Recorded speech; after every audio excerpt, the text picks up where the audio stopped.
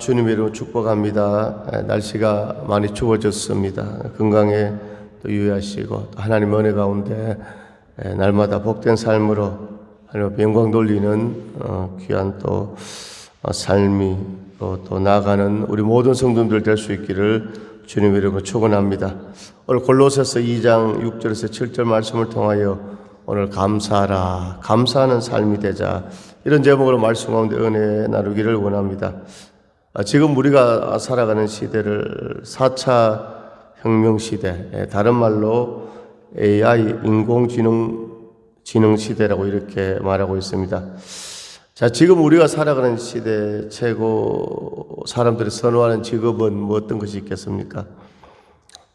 예전에는 사자 돌림이라고 해서 검사, 판사, 의사, 변호사 이렇게 선호했습니다. 그런데 지금은 이제 많이 바뀌었습니다. 미국의 그 직장에 대해서 이렇게 평가하는 사이트 글라스도어가 미국 최고의 이렇게 직업을 이렇게 발표했는데 1위가 바로 데이터 분석가 혹은 데이터 과학자, 데이터 사이언티스트라고 이렇게 발표를 했습니다. 너무나 생소하지요. 과학자면 그냥 과학자인데 데이터 과학자, 이제 회사에서 의사를 결정하려면 데이터 분석이 필요하기 때문에 우리나라도 머지않아 각 직장마다 데이터 사이언티스트가 있게 될 것입니다. 이렇게 세상은 빠르게 변하고 있습니다. 그러나 지금 이 시대를 살아가는 사람들은 이전 시대를 살아가는 사람들보다 훨씬 더 좋은 환경에서 살아가고 있습니다. 그런데 한 가지 문제는 뭐냐? 감사를 잃어버렸다는 것이죠. 우리가 보통 말할 때 원불교 신앙을 버리자 이렇게 하는데 원불교가 뭐냐? 원망, 불평, 교만이죠. 예전엔 더욱더 일도 많이 하고 또 먹을 음식도 부족하고 이렇게 했지만 정말 가정에도 형제간에도 우애가 넘치고 작은 콩 한 조각도 나눠 먹고 감사하며 그렇게 살았습니다. 지금 이 시대는 자기 중심적인 그런 시대를 살아가고 있죠. 그래서 디모데후서 3장 1절에 보면 너는 이것을 알라, 말세에 고통하는 때가 이르러 사람들이 자기를 사랑하며 돈을 사랑하며 자랑하며 교만하며 비방하며 부모를 거역하며 감사하지 아니하며 이렇게 말씀하고 있습니다. 말세의 특징 중에 하나가 대표적인 것이 무엇이라고요? 감사하지 않는다는 것입니다. 그런데 오늘 본문 말씀 2장 7절에 보면 그 안에 뿌리를 박으며 세움을 받아 교훈을 받은 대로 믿음에 굳게 서서 감사함을 넘치게 하라 이렇게 말씀하고 있습니다. 감사함이 넘치는 삶을 살아라 이렇게 말씀하고 있습니다. 사도 바울이 로마의 감옥에서 이제 편지를 썼습니다. 그 기록한 성경이 4가지가 있는데 바로 에베소서, 빌립보서, 골로새서, 빌레몬서, 옥중서신이라고 하죠. 옥중서신. 오늘 바로 사도 바울이 로마의 감옥에서 골로새 성도들에게 믿음에 굳게 서서 감사함을 넘치게 하라 이렇게 권면하고 있습니다. 감사함을 넘치게 하라는 이 말의 뜻은 무엇인가?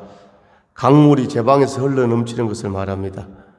이 강물이 제방을 넘으니까 물이 철철철 흐르는 것이죠. 그러니까 그냥 한두 번 감사하는 것이 아니라 삶이 정말 감사의 삶으로, 감사가 늘 삶 가운데 나타나라.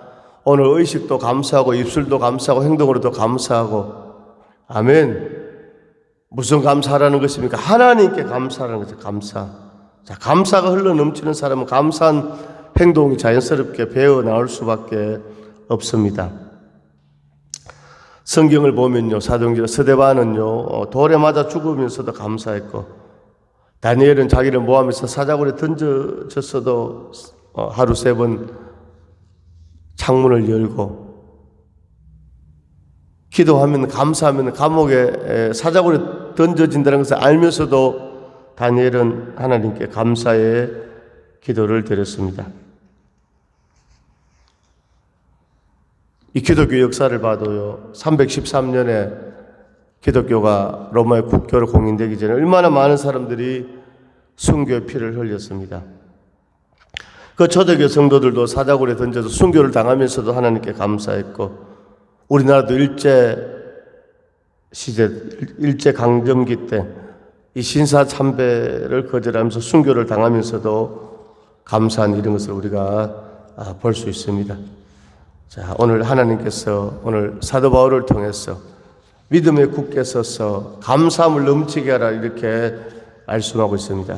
그러면 감사는요, 상황과 환경을 뛰어넘어 감사할 수 있다는 것이죠. 어떤 상황에 따라서, 환경에 따라서 감사하는 것이 아니라,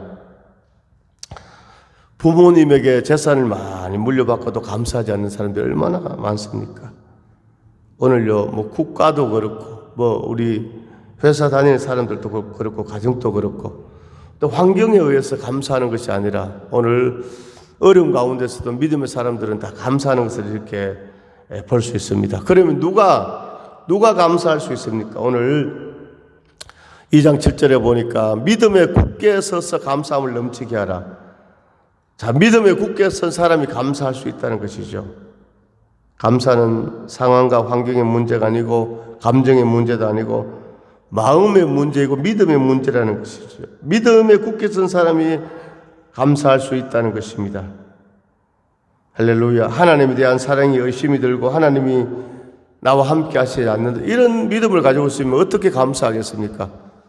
어려움과 고난이 있어도 하나님은 합력하여 선을 이루시고 영원토록 나와 함께 하시고 나에게도 응답해 주시고, 할렐루야, 이런 믿음에 굳게 서 있을 때 감사할 수 있는 것입니다. 출애굽한 이스라엘 백성들은 홍해를 건너는 기적을 경험하고 매일 하늘에서 내리는 만나와 메추라기를 먹으면서도 어려운 일이 생기면 모세를 원망하고 불평불만하고 하나님을 원망한 이런 것을 볼 수 있습니다. 자, 감사는 상황과 환경, 감정의 문제가 아니라 믿음의 문제라는 것이죠.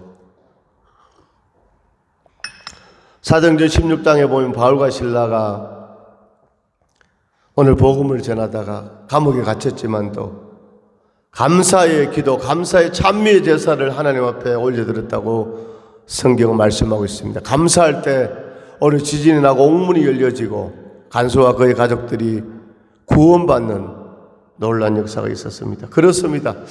오늘 하나님의 사람들은 하나님께서 함께 하시니까 어떤 상황, 어느 곳에 있든지 하나님의 함께 하심을 믿고 감사함으로 나아갈 때 하나님께서 전화위복의 역사, 합력하여 선을 이루는 역사를 일으켜 주시는 줄로 믿습니다. 자, 그런 믿음에 굳게 선 사람, 감사하는 사람이 되려면요, 오늘 말씀해 보니까 6절에 그러므로 너희가 그리스도 예수를 주로 받았으니, 자, 예수님을 주로 받아야 된다는 것이죠. 자, 주로 받았다, 이 말씀은 마음으로 깊이 받아들여 자신의 것으로 취하다, 이런 뜻이죠. 예수님을 인생의 구원자로, 주인으로 믿고 고백하고 살아가는 것입니다. 오늘 골로새 교회 성도들은 오늘 에바브르를 통해서 오늘 예수님을 믿게 되었습니다. 그래서 예수를 믿었는데도 그 당시에 어떤 이단자들이 많았기 때문에 오늘 사도 바울이 성령의 감동으로 서신을 보내서 더욱더 믿음에 굳게 서라고 이렇게 권면하고 있는 것입니다. 나를 위해 십자가에 달려 죽으시고 부활하신 예수 그리스도가 내 인생의 주가 되셨습니다. 천지 만물을 창조하시고 선한 목자가 되신 예수님이 내 인생의 주가 되었습니다. 나를 사랑하시되 죽도록 사랑하시고 끝까지 나를 사랑하시는 예수님께서 내 인생의 주가 되셨습니다. 이 고백을 하는 사람이 바로 예수를 주로 받은 사람인 줄로 믿습니다. 두 번째, 그러면 예수 그리스도 안에서 행해야 된다는 것이죠. 너희가 그리스도 예수를 주로 받았으니 그 안에서 행하되, 이렇게 말씀하고 있습니다. 야고보서 2장 17절에 행함이 없는 믿음은 그 자체가 죽은 것이라 이렇게 말씀하고 있습니다. 예수님을 주로 받은 자는 반드시 그 안에서 행하는 삶을 살아야 합니다. 여기서 중요한 것은 그 안에서입니다. 그 안에서. 예수 그리스도 안에서. 자, 믿음으로 예수님과 연합이 되었기 때문에 예수 안에서 행함이 나타나게 되는 것이죠. 우리 골로새서 3장 17절 한번 보겠습니다. 3장 17절. 자, 3장 17절. 자, 시작. 또 무엇을 하든지 말에나 일에나 다 주 예수의 이름으로 하고 그를 힘입어 하나님 아버지께 감사하라. 아멘. 자, 오늘 하나님의 자녀들은 무엇을 하든지 말에나 일에나 주 예수의 이름으로 하고, 오늘 행동뿐만 아니라 말도 뭡니까? 예수의 이름으로 하고 예수님을 힘입어서 하나님께 감사하는 삶을 살게 되는 것이죠. 자, 어떤 선행을 할 때도, 어떤 좋은 일이 있을 때도, 어떤 일이 있을 때도 어떻게 해요? 예수의 이름으로, 예수님께서 함께 하셨습니다. 하나님께서 도와주셨습니다. 아멘.